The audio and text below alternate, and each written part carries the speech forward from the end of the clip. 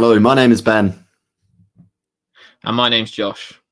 And welcome back to FPL Graduates. Welcome back to another video. It's a quick turnaround, a midweek deadline. Again, loads of game weeks coming up in December. Let's get straight into our teams and plans for this week. So last week, we're coming off the back of a 59-point week in game week 14. It was a small red arrow, about 10k in terms of rank, from about 20 odd k down to 30 odd k roughly. So in my team in general, Charlie Taylor, that was the highlight of the weekend with that 10-pointer against Sheffield United. Picked up that assist in like the first 15 seconds and managed to keep the clean sheet too. Obviously, Son, unlucky with the own goal, could have been a massive haul if he didn't score that. Haaland obviously winning on the captaincy in the end. I did change to Haaland from Salah in the end just because of the injury news that we had with Spurs missing Sarr, Bentancur, even more players than usual. And Solanke as well popped up with a goal. Probably could have had more too. So not the best week. 2 red arrows on the bounce after the wild card. Not an ideal sort of start to the wild card, but I think looking forward, it is going to be looking better. So looking into this week in game week 15, we got Sanchez in goal. Man United away. It's between him or Areola. At the moment, Spurs will score more goals than Manchester United. That's just facts. And I think Chelsea defensively aren't too much of a bad team. You know, Brighton, they played Brighton at the weekend. Admittedly, obviously, Chelsea went down to 10 men relatively early on, but conceding 1 goal up until the 90th minute when João Pedro got that consolation at the end. I don't think that's too bad. Sanchez made 7 saves in that game as well. So good save potential with him as well at Old Trafford. Into the defence, we've got Saliba with Luton away. I don't think that's a clean sheet bank, to be honest. Obviously, we saw Arsenal concede late on last week against Wolves. Luton do score at home quite frequently, so it'll be interesting to see if Arsenal can keep them out.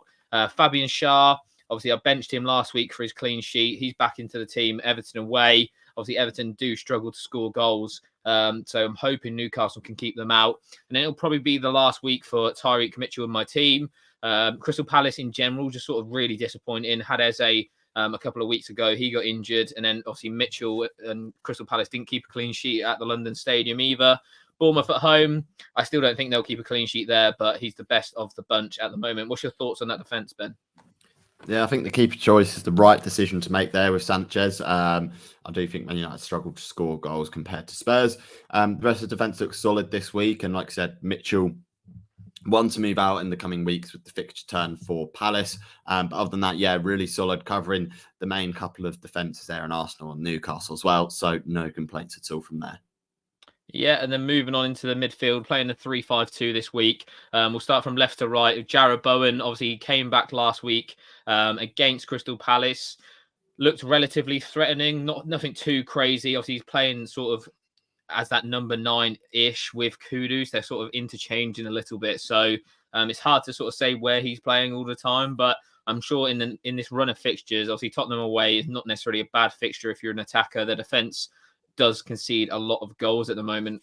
So happy to keep him for this week. And Mbeumo, thought he would have done better against Luton. Obviously, only got the 1 assist. Brighton, though, really poor defence. So hopefully he can get something there. Obviously, Son, a lot of people went off Son, obviously due to the fixture run. I think he's pretty much fixture proof. That Spurs side are always going to score goals. So if you've got a Spurs attacker, it's well worth keeping hold of them, especially for West Ham. West Ham defensively been really, really poor so far this season. Gibbs White, brought him in last week. Wasn't too great, to be fair, against Everton at the City ground. So I'm hoping for a little bit better from him against Fulham. And then Salah on the captaincy. Sheffield United away. They've just sacked their manager, Heckingbottom.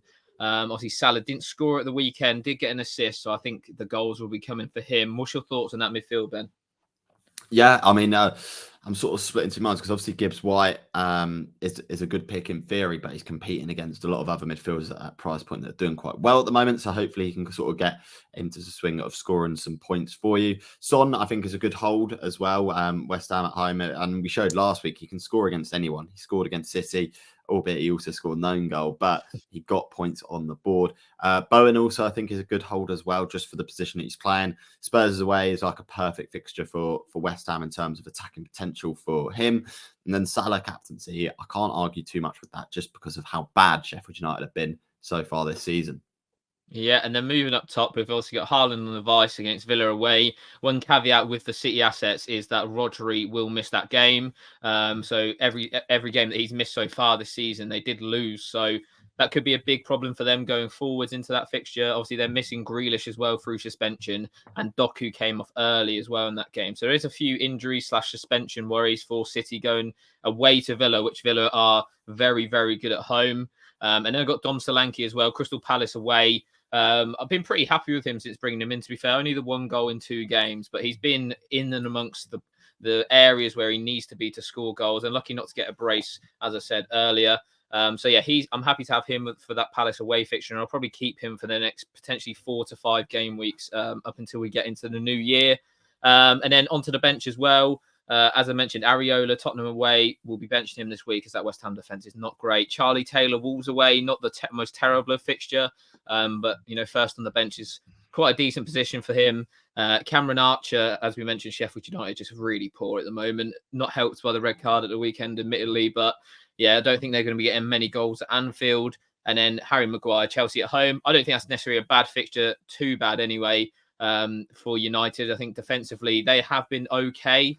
You saw how long it took for Newcastle to break them down at the weekend, and him and Luke Shaw were a big part of that. So I think starting someone like that wouldn't be a bad thing this week. But United at the moment just not playing too well, not working hard enough. So what's your thoughts on the attack and bench, Ben? Yeah, I mean, the attack's good. Like we pointed out when you made that World Cup, the Solanke was a really nice differential to own.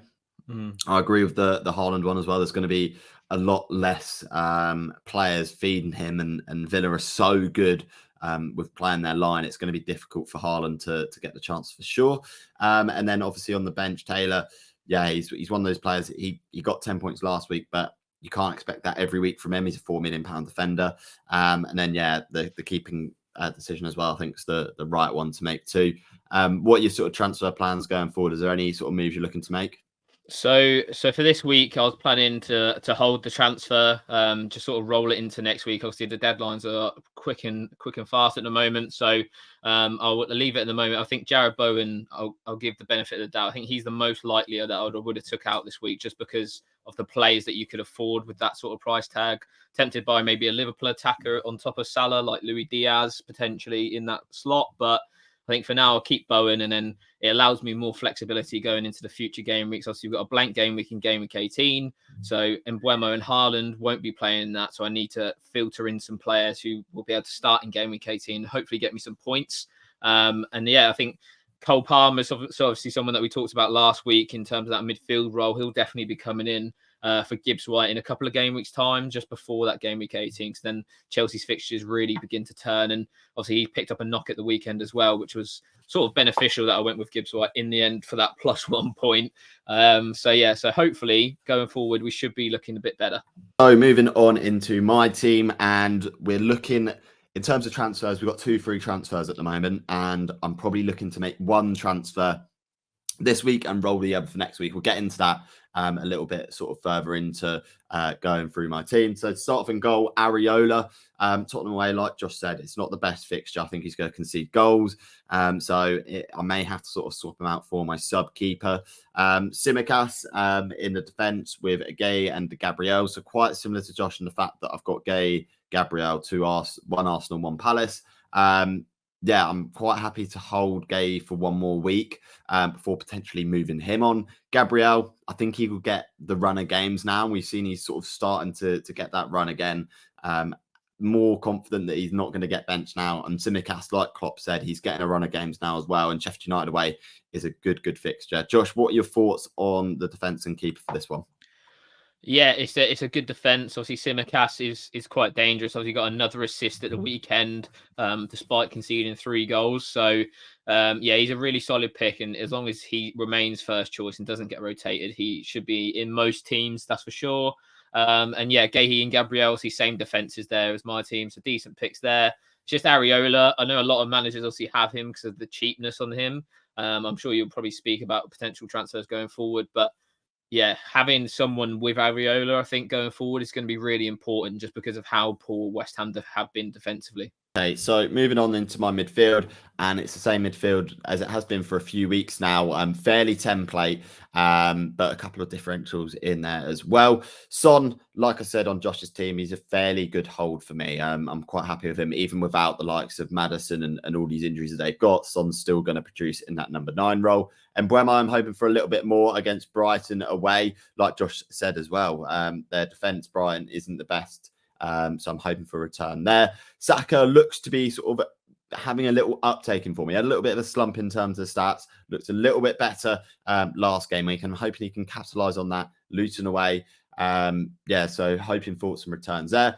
Palmer, Manchester United away, I think it's actually a really good fixture for him. And United don't look too great defensively. Looks like there's a few howlers in there from Onana most weeks now. So I'm hoping Palmer can capitalise. Chelsea look fairly decent going forwards as well. So I'm hoping for some returns there.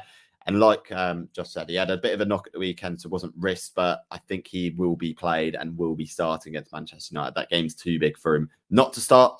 Salah on captaincy as well. I just think, like I said, Sheffield United's defence is so bad that I've really got to go and captain Salah this week. I'm fairly set again on my captaincy as I was last week with Haaland. I'm set on Salah for captaincy for this week against Sheffield United. So, Josh, what are your thoughts on that? It's fairly template, isn't it? But there's a one or two sort of players that could help me break away from everyone else. Yeah, no, yeah, really good lineup in there. Obviously, the Son and Buemo and Salah picks are the same. Saka, like you mentioned, he's sort of just ticking over, isn't he, at the moment? Sort of, I think it's something ridiculous that he's got a return almost every single game.